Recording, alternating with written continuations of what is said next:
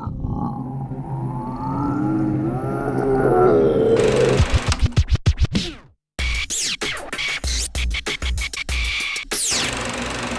Halloween, everybody. 2020 Scream.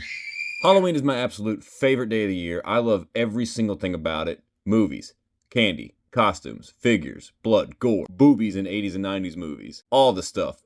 So this is going to be a special little video. This is going to be just 8 random horror figures in my collection that I think are the motherfudging business.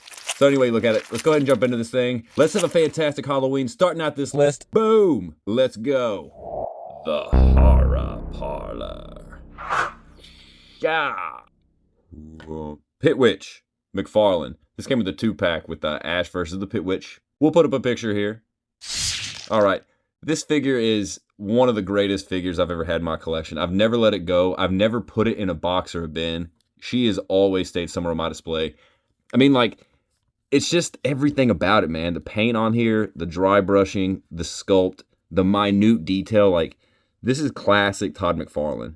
Just the sheer amount of detail in this figure alone, not even to mention the terrifying face and the crazy white ping pong balls for eyes. It's really crazy to think that with these details, this figure's almost 20 years old. There's still not detail coming out like this for figures nowadays. And especially at the price point for when he came out too. All the extreme detail down to the feet. I mean, look at those nasty toenails. Oop, got a little hair on there. A little dust flurry. You just don't see stuff like this anymore. I mean, the extra detail, of course, going all the way up with the sculpt underneath. Bro, I don't know, man. You just don't see action figures like this in this kind of a quality. Even though the articulation isn't for sure modern, it's the detail level. Like the hands, too. I mean, literally, it was coming with real change 20 years ago. I mean, it's just phenomenal. I absolutely adore this figure. The art it took to make action figures back in the day. It's just incredible.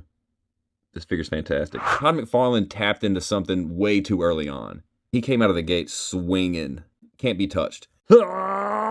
Give me your soul! Alright, keeping in tone with Evil Dead, we're going to slide right in here to Henrietta. NECA's attention to detail with this as well. I mean, McFarlane, of course, set the standard, but NECA just took it to the next level. Look at the amount of detail that goes into that face. They even got the extreme detail of the tongue in there, all the way back to the back of the mouth.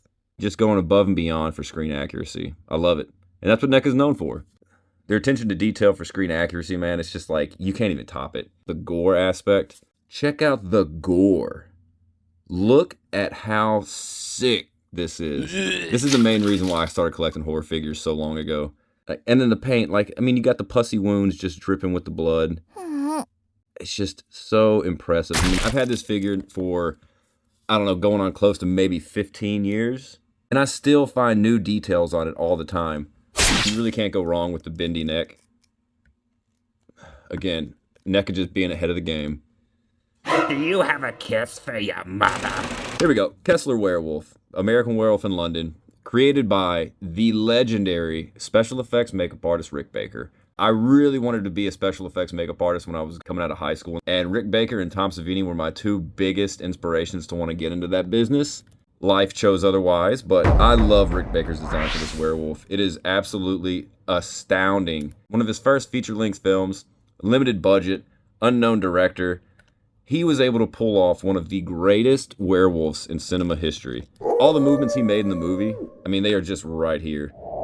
This thing looks, I mean, it looks like a wolf. Like, they got every single minute detail down, every bit of fur, the anatomy. It seems to be with a lot of their more horror line figures and not so much humans in clothes. They really know how to bring in some nice added articulation. They went all out for the articulation on this. You can hit him in a lot of crazy different poses. His balance is great. He's hefty, but he holds well. Joints aren't loose at all. It's the detail, man. Like even the molars. They even got the gloss for the back of the throat. Uvula and everything. It's sick.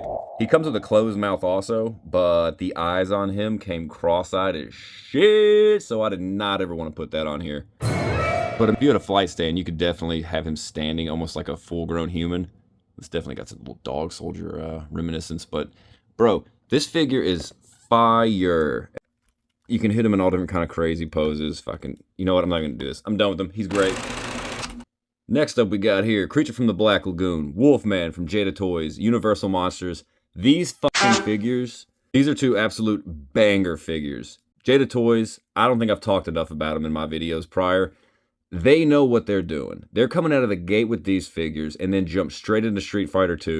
They have two killer lines so far, and I couldn't be more of a fan. I'm down for them to produce any line of action figures. If NECA wants to give over the rights to a lot of their horror properties, Jada Toys needs to pick it up. If they were ever even to produce a Freddy Krueger or a Leatherface or a Michael Myers on a body like this, where you have all the articulation you could possibly want for modern action figures, I think Jada Toys would literally probably become the most dominating toy line. They're already topping Legends, in my opinion. These are way funner figures. Fai Long's great, Chun-Li's great. I can only imagine what the rest of the Street Fighter lines are going to do. I'm only sure they're going to be phenomenal. You can't ask for more, in my personal opinion. And the price point alone is fantastic. $24.99, you get multiple hands, alternate heads, you get accessories, you get some weapons. He comes with a bear trap, he comes with a net and a spear gun. I'm gonna go ahead and consider all Jada Toys figures no doy figures. Are you gonna get a Jada Toys figure? No doy. The detail as well. Wolfman's design is a little bit more basic. He definitely, you can tell, has texture for his shirt. He has texture on his pants. I mean, the limited amount of fur that he does have exposed, it is very, very nice. It's painted well. It's got the nice highlights. You can tell the dry brushing. I mean, it's just really, really fantastic. For some reason, I got a thing with getting werewolves and crossed eyes because all his faces were crossed eyes, so I just whited them out. It really kind of adds a little bit more of an eerie presence in a sense. And let me go ahead and start quoting Monster Squad here. This isn't the Creature from the Black Lagoon for me. I'm going to refer to him as Gil, man. You can go ahead and tell all the scaled texture, every little bit of detail. For a toy company that never had action figures before and primarily was just stuck with model cars and die-cast stuff, they know what they're doing now. My God. I wouldn't say pass on them. I wouldn't go out of your way necessarily if these just aren't for you, but if you come across them for a good price, you'd be stupid not to pick these up.